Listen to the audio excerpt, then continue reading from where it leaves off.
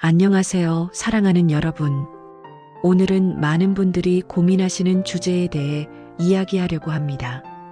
바로 침대에 누워서 기도해도 되는가 하는 질문입니다. 몸이 불편하신 분들, 허리가 좋지 않으신 분들이 종종 저에게 물으십니다. 침대에 누워서 기도하면 게으른 건 아닐까요? 무릎을 꿇지 못하면 하나님께서 들어주시지 않는 건 아닐까요? 오늘 3가지 성경 말씀을 통해 이 질문에 답하고자 합니다.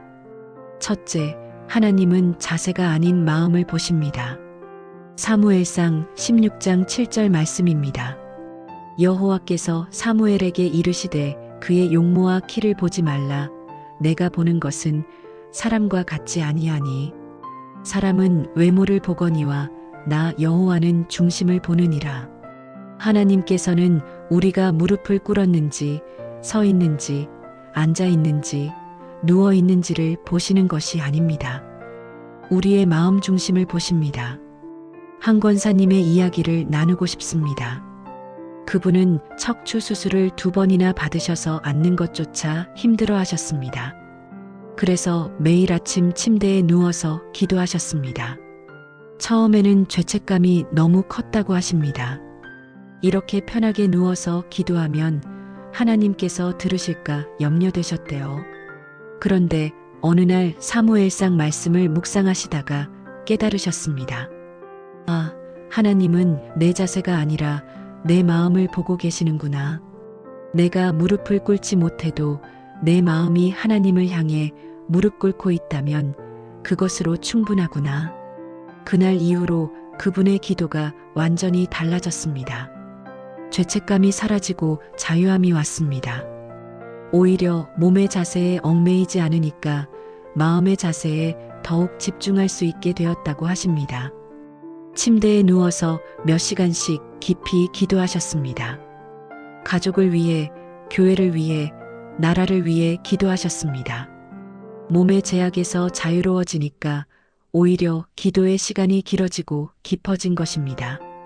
여러분, 하나님은 여러분의 중심을 보십니다.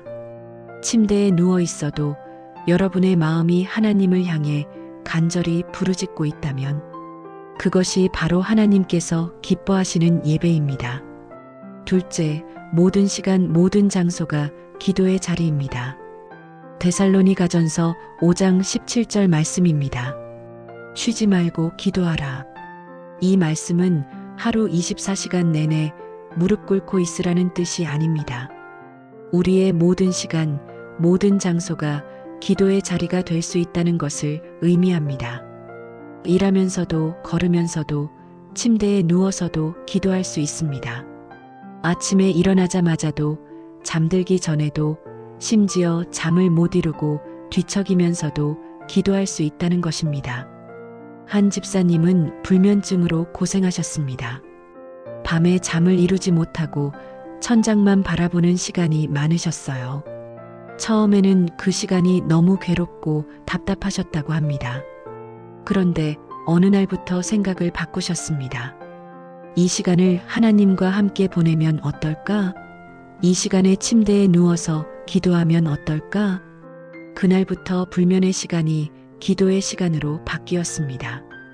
침대에 누워서 하나님께 속삭이듯이 기도하셨습니다. 가족 한 사람 한 사람을 위해, 교회를 위해, 나라를 위해 구체적으로 기도하셨습니다.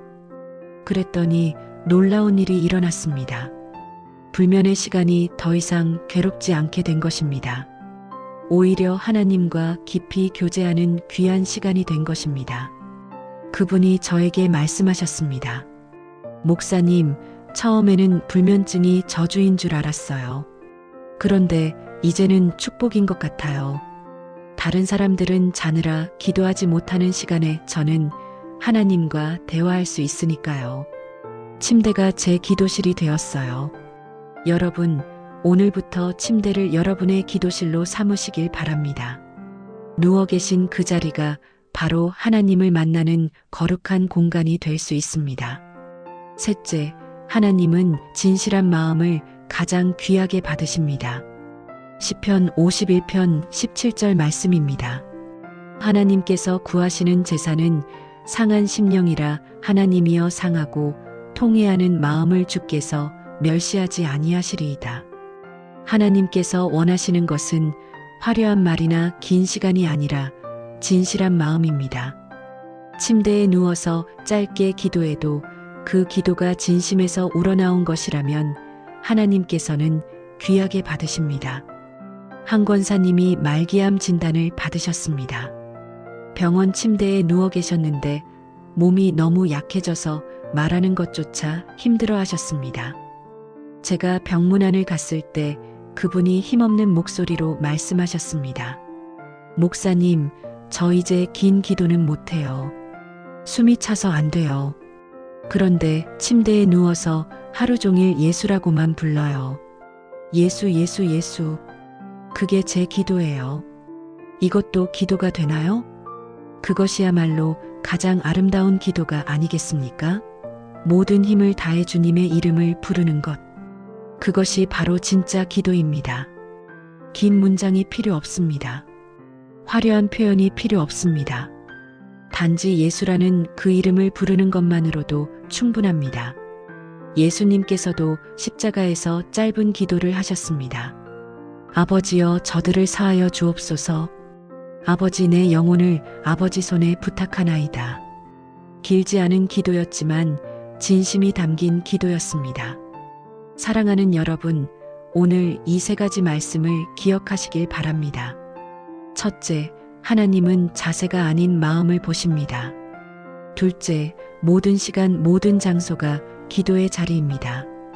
셋째, 하나님은 진실한 마음을 가장 귀하게 받으십니다. 더 이상 침대에서 기도하는 것을 부끄러워하지 마십시오. 죄책감을 느끼지 마십시오. 여러분이 침대에 누워 하나님을 부를 때 하나님께서는 기뻐하시며 들으십니다. 오늘 밤부터 자유롭게 기도하십시오. 침대에 편안히 누워서 하나님과 대화하십시오. 긴 기도가 아니어도 괜찮습니다. 화려한 말이 아니어도 괜찮습니다. 하나님의 크신 은혜와 평강이 여러분과 함께 하시기를 축복합니다. 여러분의 침상이 기도의 자리가 되고 하나님과 교제하는 거룩한 공간이 되기를 기도합니다. 오늘도 함께 해주셔서 감사합니다. 평안한 밤 되시고 하나님 안에서 깊은 안식을 누리시길 바랍니다.